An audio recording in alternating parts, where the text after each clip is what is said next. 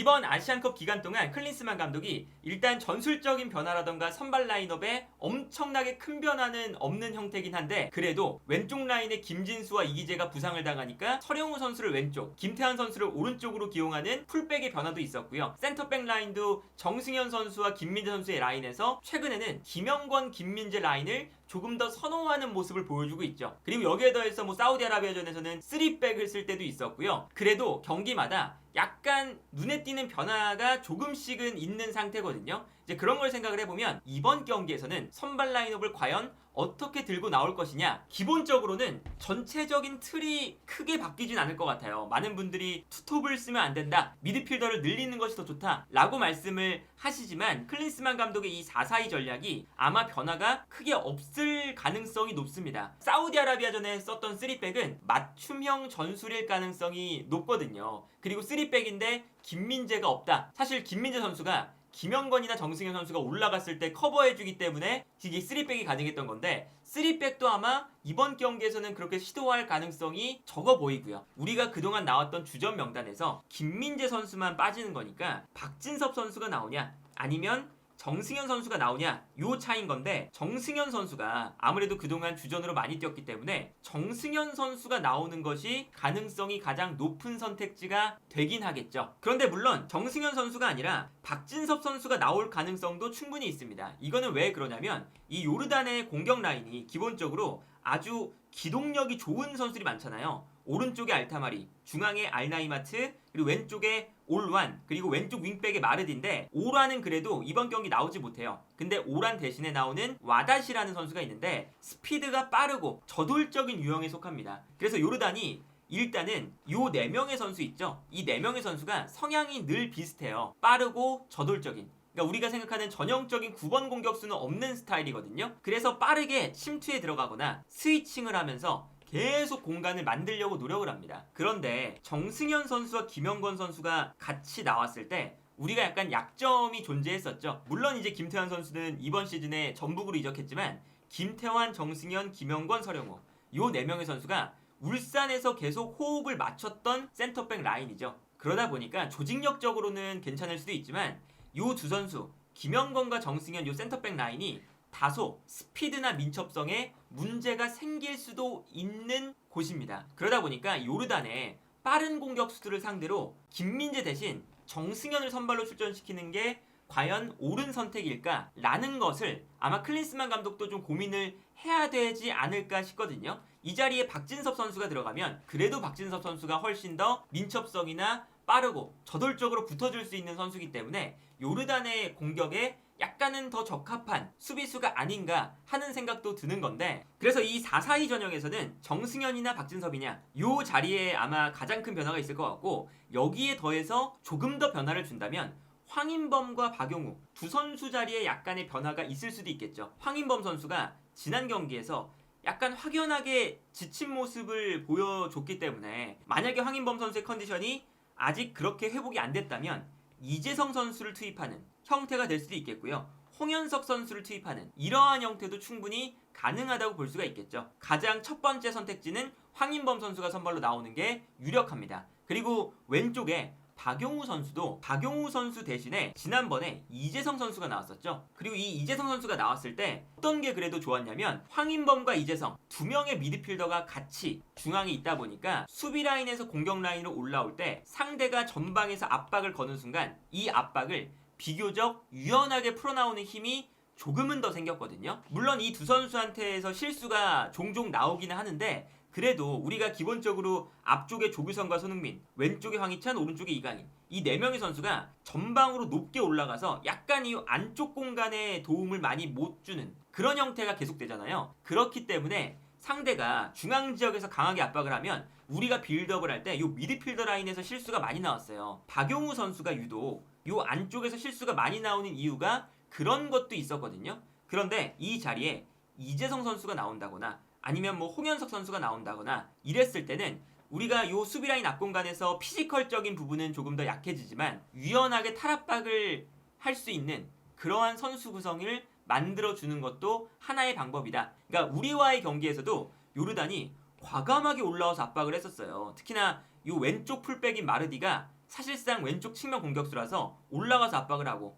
강하게 앞쪽에서 한 명씩 잡아두는 이러한 대인마크에 가까운 압박을 했었거든요. 그런데 이러한 압박에 우리가 상당히 고전했었죠. 이제 그런 걸 생각을 하면 중원 라인에 조금 더 볼을 잘 다룰 수 있고 유연하게 풀어나올 수 있는 선수를 배치하는 게 더 적합한 선택일 수 있다. 그리고 실제로 이 요르단의 감독도 이번 경기를 앞두고 어떤 인터뷰를 했냐면 한국이 사우디아라비아와 호주 이 두 경기에서 실수를 저지르면서 실점을 했는데 이에 대해서 집중적으로 공략을 해보겠다라는 인터뷰를 했어요. 그래서 아마 이번 경기도 요르단이 한국과의 경기지만 내려앉기보다는 조금 더 앞쪽에서 압박을 하려는 동작들이 나올 수 있거든요. 그리고 이렇게 요르단이 전방 압박을 했을 때 우리가 중원 라인에서 중원 싸움이 조금 걱정이 된다면 이 중원 라인의 강화를 위해서 앞쪽에 정우영 선수나 이재성 선수를 배치하는 것도 하나의 방법이 될 수도 있죠. 정우영 선수는 사실상 미드필더처럼 뛸 수 있는 선수고 압박이 강점인 선수잖아요.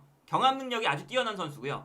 이재성 선수도 당연히 미드필더다 보니까 손흥민 옆에 최전방 공격수인 조규성 선수가 아니라 이재성 혹은 정우영 이런 선수들을 배치하거나 아니면 황희찬과 손흥민을 투톱으로 두면서 왼쪽 라인에 이재성이나 정우영을 둔다면 이 선수들이 중원 싸움에 도움을 주는 빈도가 높다 보니까 이러한 역할로 왼쪽 측면이나 최전방 공격수 자리에 정우영 선수나 이재성 선수를 기용하는 것도 하나의 방법이 될 수도 있습니다. 그리고 뭐 홍현석 선수도 나올 수가 있겠죠. 그리고 여기에 더해서 이 박용우 선수의 자리도 지난 경기에서 박진섭 선수가 매우 잘했기 때문에 박진섭 선수가 정승현 선수 대신에 센터백으로 나올 수도 있지만 박진섭 선수는 수비형 미드필더와 센터백을 둘 다 볼 수 있는 선수잖아요.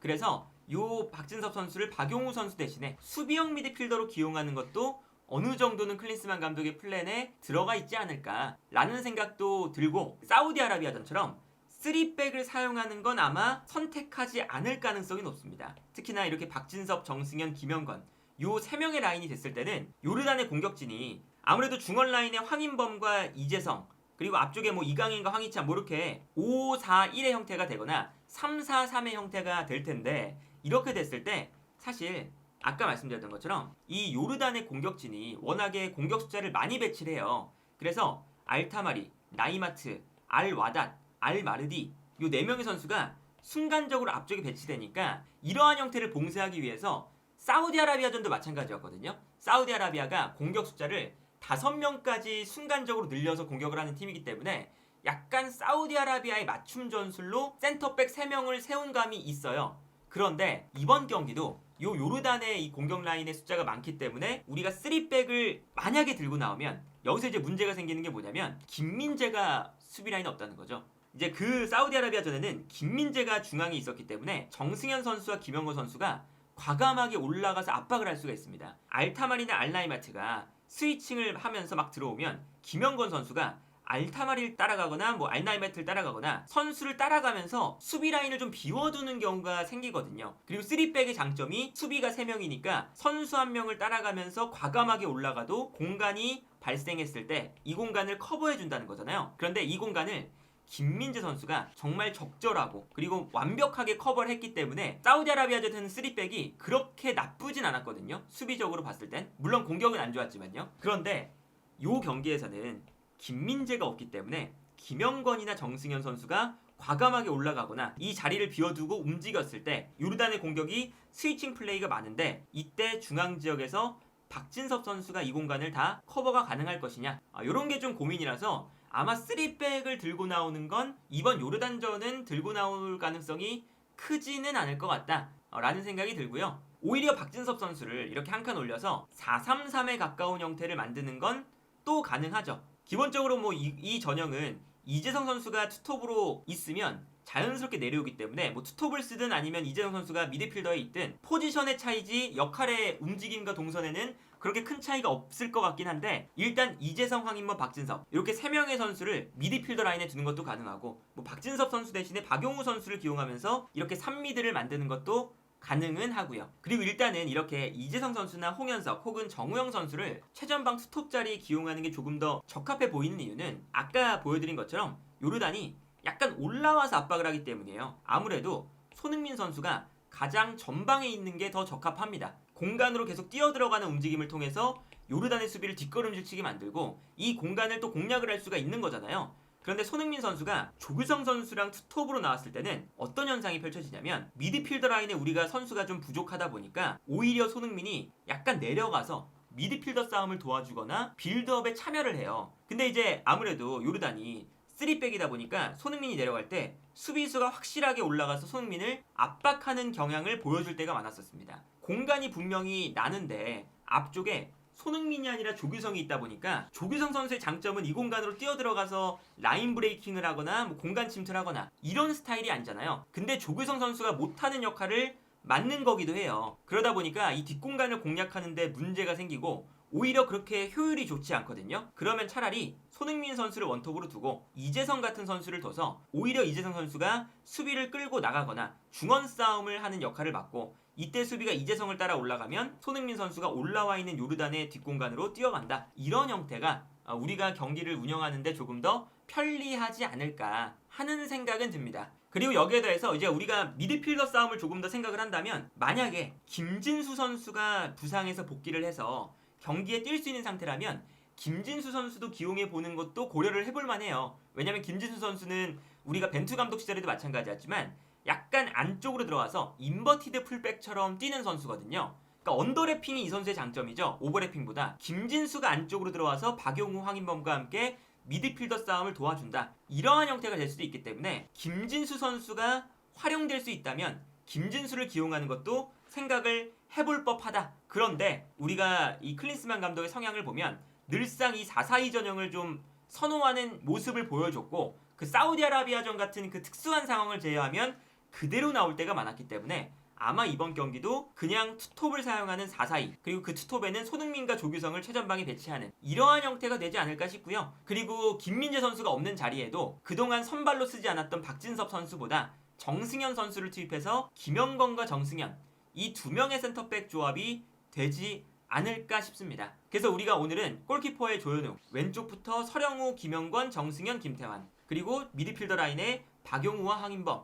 최전방에 황희찬, 손흥민, 조규성, 이강인 이렇게 4-4-2 전형으로 나오는 것이 꽤나 유력해 보이지 않나 싶네요. 그래서 뭐 오늘 어떤 형태로 나오든 4-4-2 전형이 절대적으로 문제가 있는 건 아니거든요. 저렇게 4-4-2 전형을 만들어도 세부적인 전술로 지난 경기에서 이미 클린스만 감독이 보여줬거든요. 뭐 라볼피아나 전형처럼 수비형 미드필더가 한 명 내려간다거나 아니면 뭐 미드필더가 전방에 있을 때 내려와주면서 중원 싸움을 강화해 준다거나 이러한 것들을 분명히 더 해주면 4-4-2 전형으로 나와도 충분히 좋은 경기 그리고 충분히 중원 싸움도 가져갈 수 있는 그러한 경기를 만들 수가 있기 때문에 일단 클린스만 감독이 어떤 전술을 들고 나오든 이 전술에 맞는 좋은 플랜을 가지고 나와서 요르단전도 잘 이겨냈으면 좋겠다.